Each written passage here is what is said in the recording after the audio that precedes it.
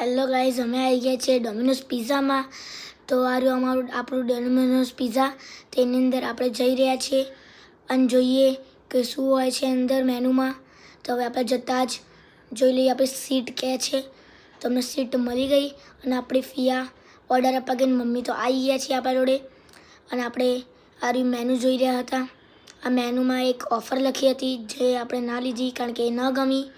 અને આ ચીલી ને એ બધું હતું તો અમે ખાઈ જોયું અને આજુબાજુનું બહારનું સીન આવો હતો કાંઈક. અને અમે કાચના જોડે જ બેઠા હતા તો બહારથી વ્યૂ સારો આવતો હતો.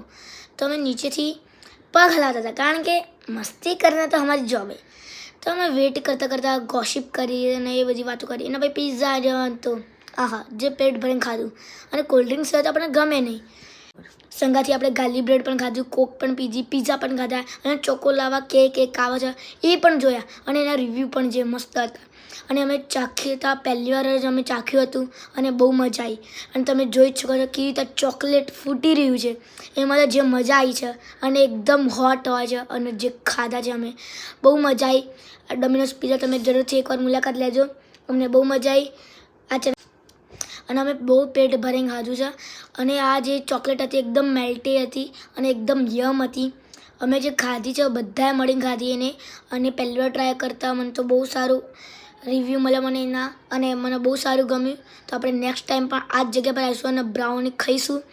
અને ચલો આપણે નેક્સ્ટ વિડીયોમાં મળશું. અને અમે જે બ્રાઉની ખાઈને આવ્યા છીએ અને બહાર નીકળવાના છીએ. તો ચલો આપણે મળીએ નેક્સ્ટ વિડીયોમાં. ત્યાં આગળ સબસ્ક્રાઈબ કરજો, વેટ કરજો. Bye bye.